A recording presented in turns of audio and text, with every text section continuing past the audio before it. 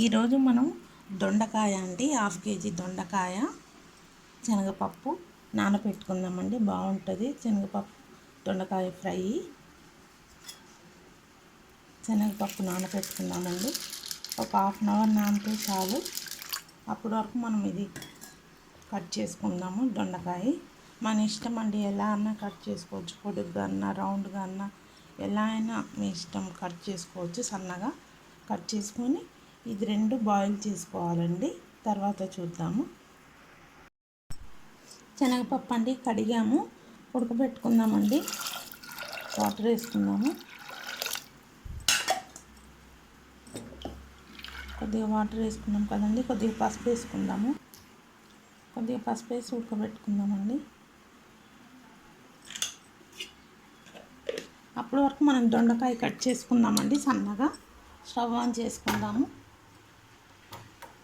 అది కట్ చేశాక అది కూడా ఇందులోనే వేసి ఉడికిచ్చేద్దామండి. సిమ్లో పెట్టుకుందాము. అది కట్ చేసి వచ్చే వరకు ఇది సగం ఉడుకుతుంది. దొండకాయ అండి సన్నగా కట్ చేసుకున్నాం కదా. ఇప్పుడు దీంట్లో ఉప్పు కారం అంతా వేసుకొని ఉడకబెట్టుకుందామండి. కొద్దిగా పసుపు, రుచికి సరిపడా సాల్ట్, కారం అండి, కొద్దిగా అల్లం వెల్లుల్లి పేస్ట్,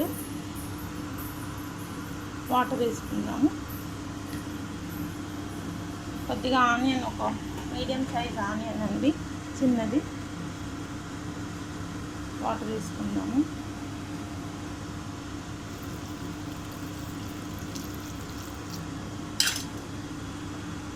ఇందాక శనగపప్పు పెట్టాం కదండి, హాఫ్ బాయిల్ అయింది, తీసేసాను. ఇప్పుడు ఇది ఉడకపెట్టుకుందామండి. ఇది ఉడికాక 2 వేసి ఫ్రై చేసుకుందామండి. స్టవ్ ఆన్ చేసుకుందాము.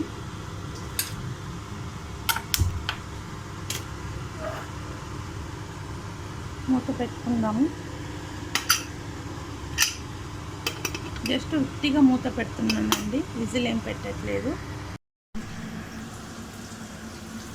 దొండకాయ ఉడికిపోయిందండి. ఇప్పుడు మనం తాలింపు చేసుకుందాము. కడాయి ఆన్ చేసుకుందామండి. ఆయిల్ వేసుకున్నాము. ఒక పావు వేస్తున్నానండి. ఆయిల్ హీట్ అయ్యాక ఆవాలు, జీలకర్ర వేసుకుందాము. మీడియం సైజ్ ఆనియన్ కట్ చేశానండి. కొద్దిగా కరివేపాకు, పచ్చిమిర్చి 3 సన్నగా కట్ చేసుకున్నాను. ఇందాక మనం శనగపప్పు ఉడకబెట్టాం కదండి, హాఫ్ బాయిల్ అయింది. ఇప్పుడు మనం ఫ్రై చేసేటప్పుడు బాగా ఉడికిపోతుందండి. ఆయిల్ హీట్ అయితే ఆవాలు, జీలకర్ర వేసుకుందాము.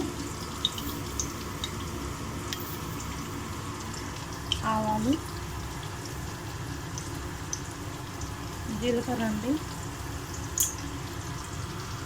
కొంచెం చిటపటలు ఆడాక ఆనియన్, పచ్చిమిర్చి అవన్నీ వేసేద్దాము. ఈ ఆనియన్, పచ్చిమిర్చి, కరివేపాకు వేసేసుకుందామండి.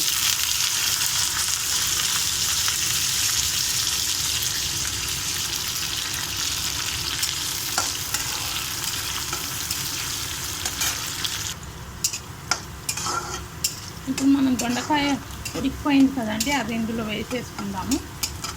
ఇందులోనే మనం ఉప్పు, కారం, అల్లం వెల్లుల్లి పేస్ట్ అన్నీ వేసాం కదా. ఇప్పుడు ఈ దొండకాయ ఇందులో వేసేసుకుందాం. ఈ దొండకాయ ఇందులో వేసేసుకున్నాక ఒక 2 మినిట్స్ తర్వాత శనగపప్పు కూడా వేసేసుకుందామండి.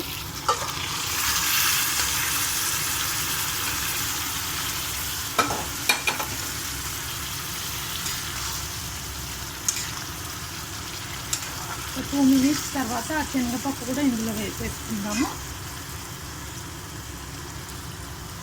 ఇంకా అది ఇందులో వేసేసుకొని ఏం చేయక్కర్లేదండి, బాగా ఫ్రై చేసుకోవాలంతే. చూద్దామండి. ఇప్పుడు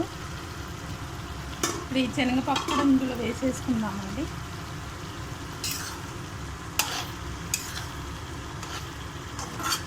ఇందులో వేసేసుకొని మిక్స్ చేసుకోవాలంతే అండి. చాలా బాగుంటుంది.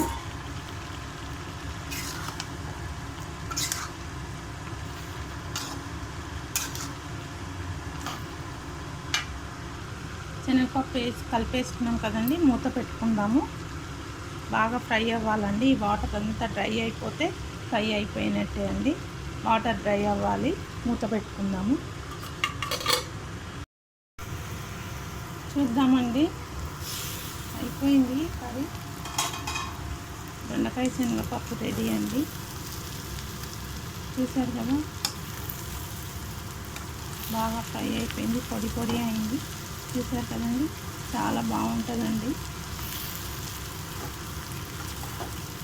వాటర్ అంతా డ్రై అయిపోయిందండి. ఇంకా స్టవ్ ఆఫ్ చేసేయడము.